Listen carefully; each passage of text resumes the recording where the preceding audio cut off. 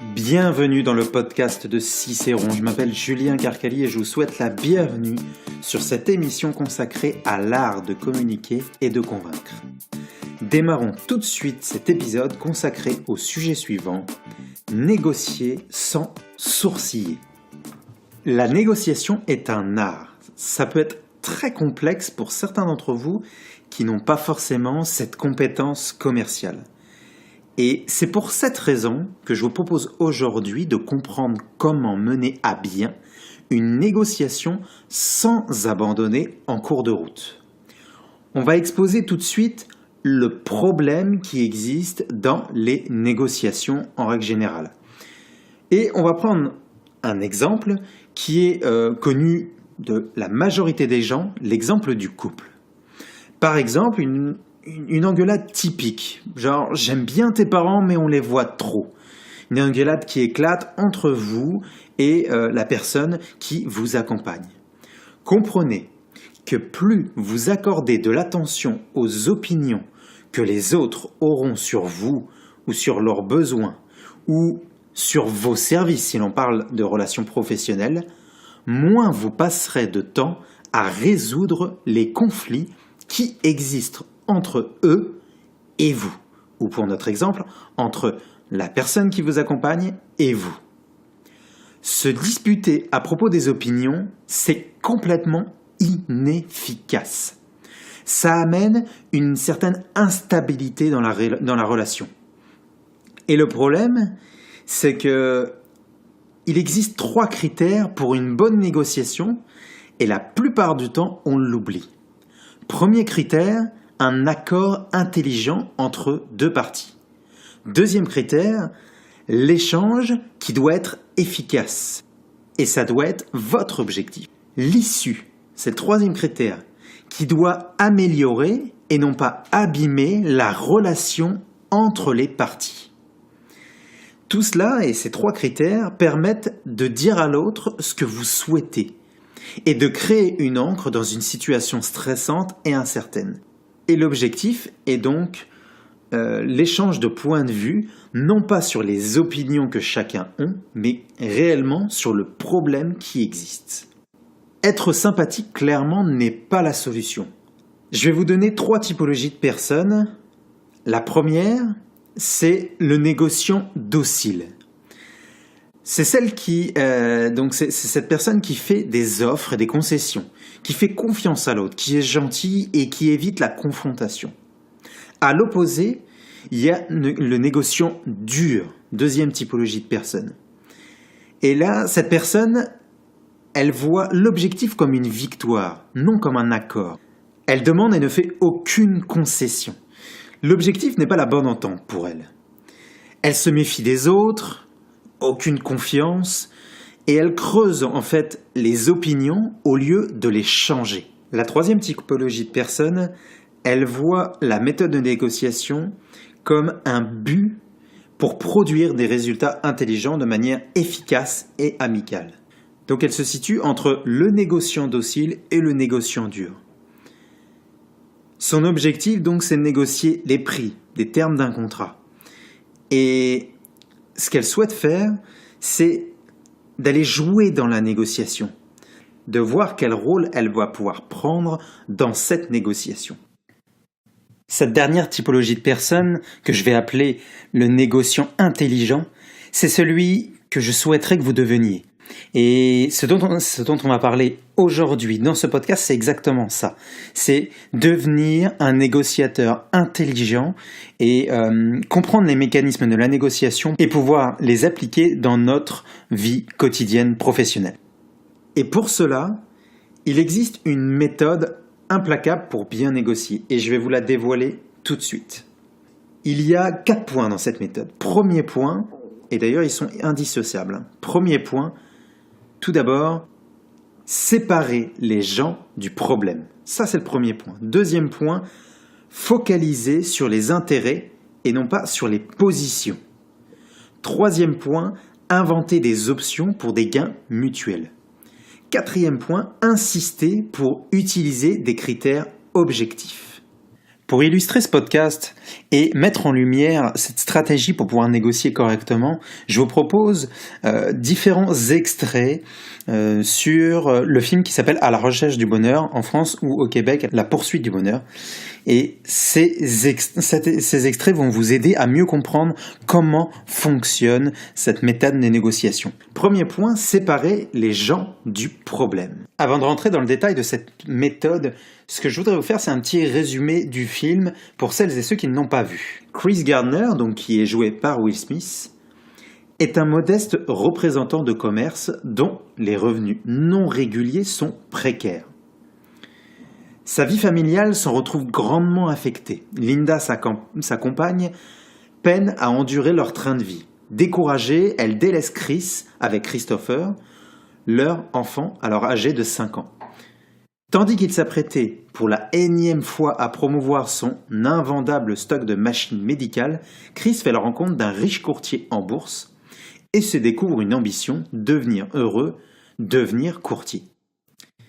Il cherche donc à rentrer chez Dinwiddie Reynolds, qui est donc un courtier.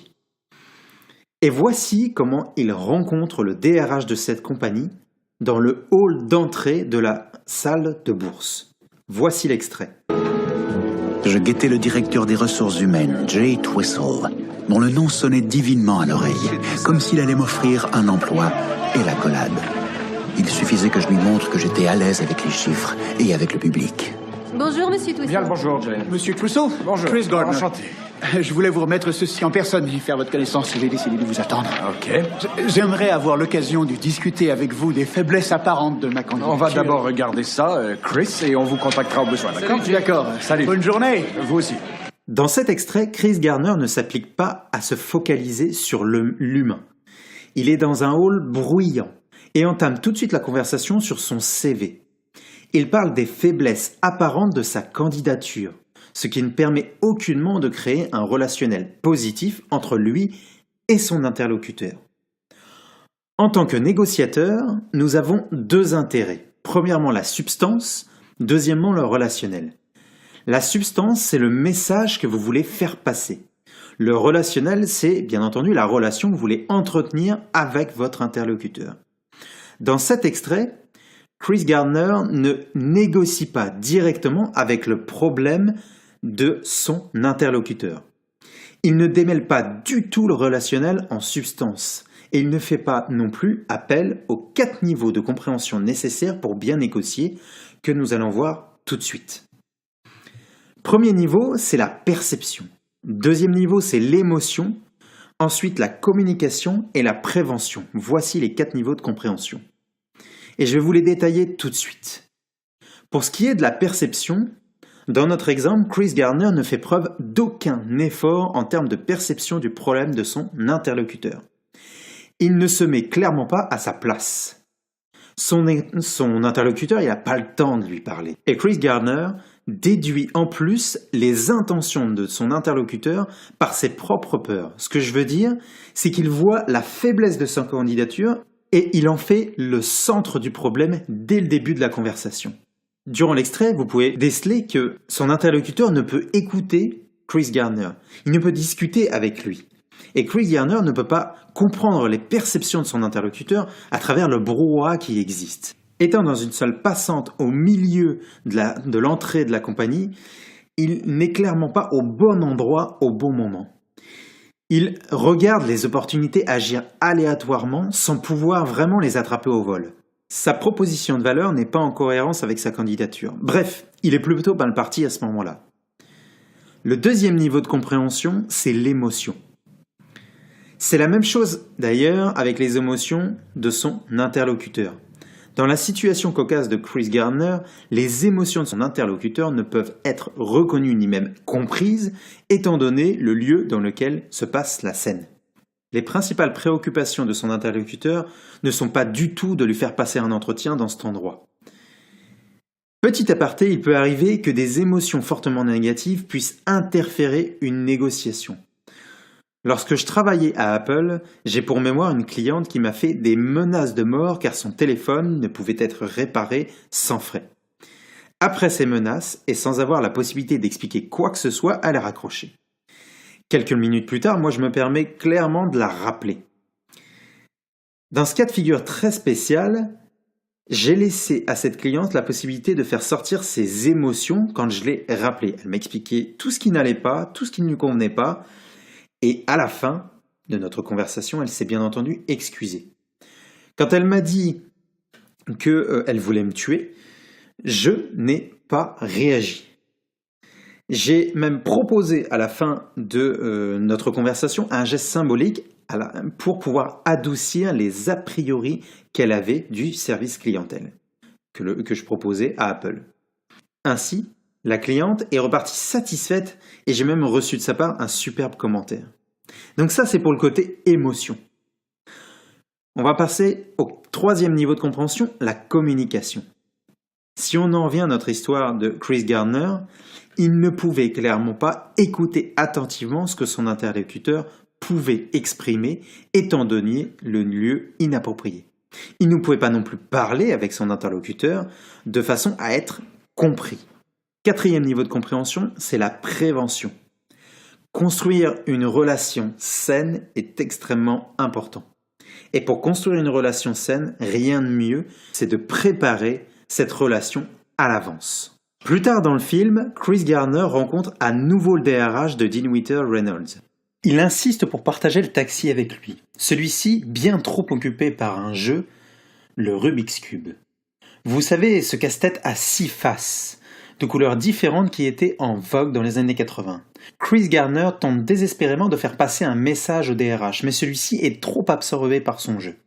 Écoutez la scène. Quand j'étais dans la marine, je travaillais pour un docteur qui ne jurait que par le golf. Il jouait des heures durant et je devais, dans tout ça, me débrouiller pour les examens de routine lorsque je restais seul au cabinet. Donc, j'ai comme l'habitude d'être dans une position où c'est moi qui dois prendre des décisions. Et... Monsieur Toisson, écoutez, c'est très important. Excusez-moi, oui, je suis désolé, cette chose m'obsède. Je sais le faire. Mais non, personne n'y arrive, ne dites pas de sottises. Non, je suis sûr d'y arriver. Ça m'étonnerait. Donnez.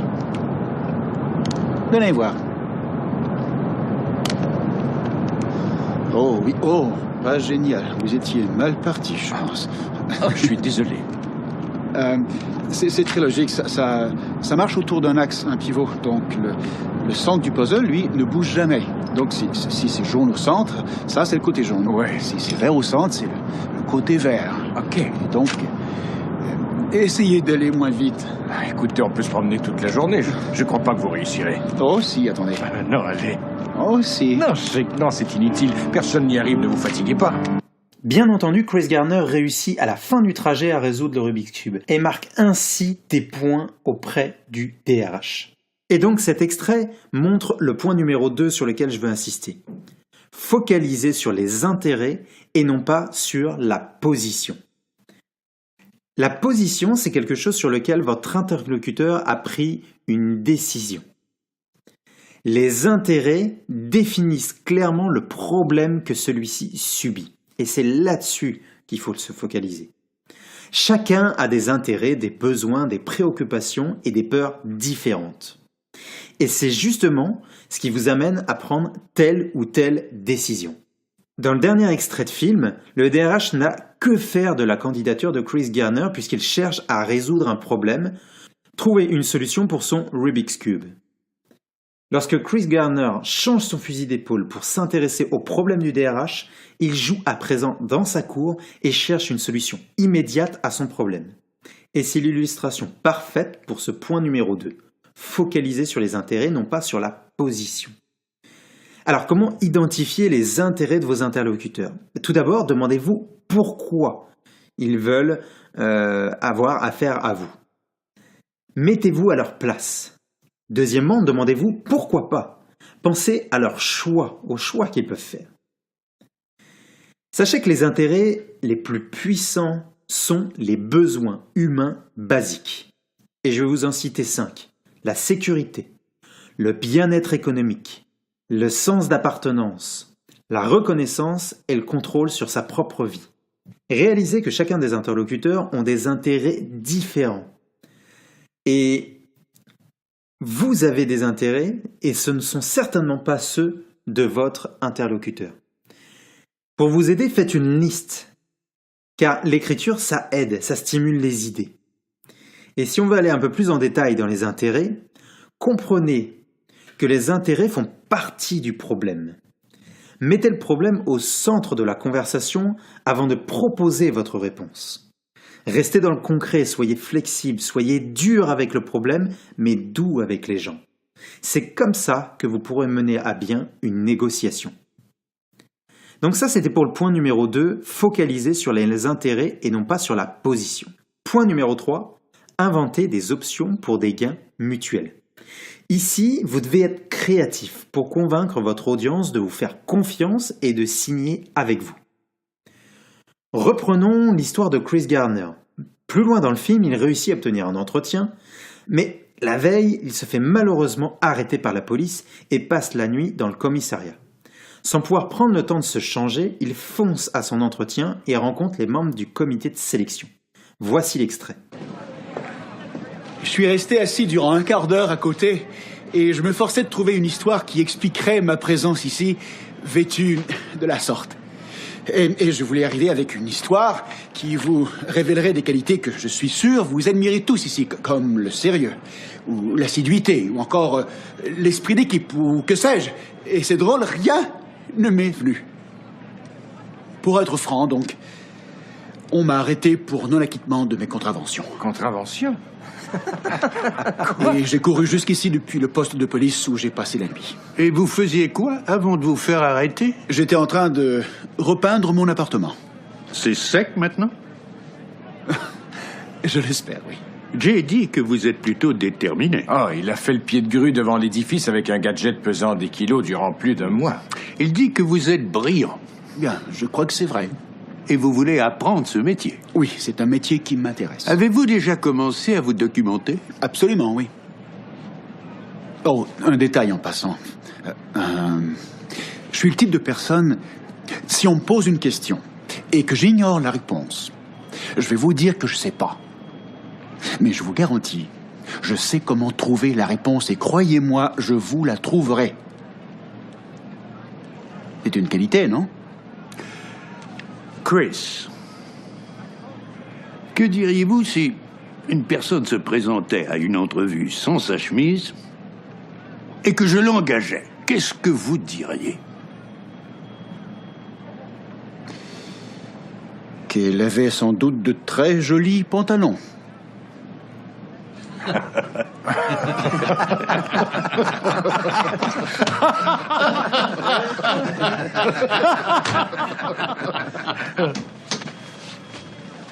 Dès le début de l'extrait, Chris Gardner explique qu'il a fait un diagnostic de la situation et qu'il a cherché en vain une histoire à raconter aux membres du comité pour les convaincre de sa bonne foi. Il a aussi trouvé un bon compromis pour sa situation. Il dit la vérité.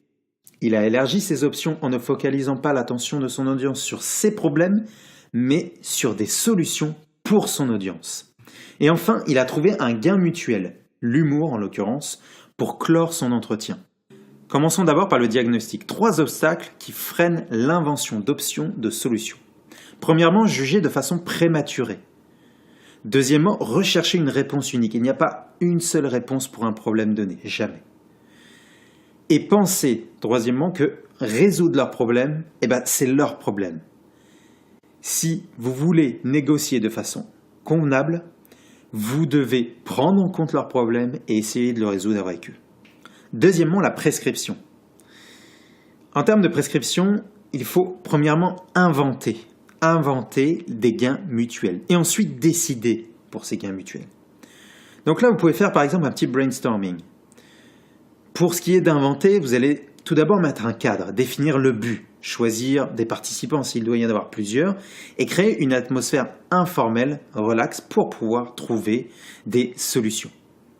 Si vous le souhaitez, si vous êtes donc plusieurs, choisissez un facilitateur, quelqu'un qui permet de garder la discussion dans les rails et d'aller au bout de ce que vous souhaitez. Deuxièmement, prise de décision. Pendant le brainstorming, vous allez essayer de clarifier les règles et réfléchir ensemble afin d'inscrire des idées, par exemple sur un tableau ou un mind map, sur comment agir correctement en négociation. Et après le brainstorming, vous allez donc noter les idées les plus intéressantes, réfléchir aux améliorations à faire et prévoir une deadline pour décider. Une fois que vous avez fait le diagnostic et que vous avez donc prescrit quelque chose, vous allez donc élargir vos options. Votre objectif ici est de développer une fenêtre de réflexion et non de trouver la bonne solution. Regardez à travers différentes lunettes, inventez des partenariats possibles. C'est ça, élargir vos options. Essayez de trouver un maximum de possibilités aux problèmes qu'a votre interlocuteur. Dernièrement, une fois que vous avez élargi vos options, vous allez trouver des gains mutuels, comme l'a fait Chris Gardner. Identifier des intérêts partagés, assembler différents intérêts, demander leur préférence à vos interlocuteurs, faciliter leur prise de décision. Ça, c'est trouver des gains mutuels. Point numéro 4, insister pour utiliser des critères objectifs. Des critères objectifs, ce sont des standards, des procédures qui peuvent être équitables. L'objectif est que vous montriez votre transparence, votre efficacité auprès de votre public afin que celui-ci vous croie et vous fasse confiance. Et c'est donc ici que se termine cet épisode. Si vous avez aimé cette présentation sur l'art de négocier, pensez à vous abonner au podcast de Cicéron pour ne pas manquer la suite. Que ce soit sur iTunes ou la plateforme de podcast de votre choix, vous pouvez trouver des instructions pour comprendre comment vous abonner en vous rendant sur juliencarcali.com/podcast. Et pour finir, si vous avez apprécié l'approche que je propose sur la communication, eh bien j'ai besoin d'un petit coup de pouce. Tout d'abord, commencez par me laisser une évaluation sur la plateforme de podcast que vous utilisez, surtout si vous utilisez iTunes. Et ensuite, si cet épisode vous a été utile, partagez-le bien entendu avec une personne de votre entourage qui pourrait être intéressée. L'URL directe vers ce podcast est juliencarcali.com/4. Vous pourrez y trouver toutes les ressources dont nous avons parlé aujourd'hui.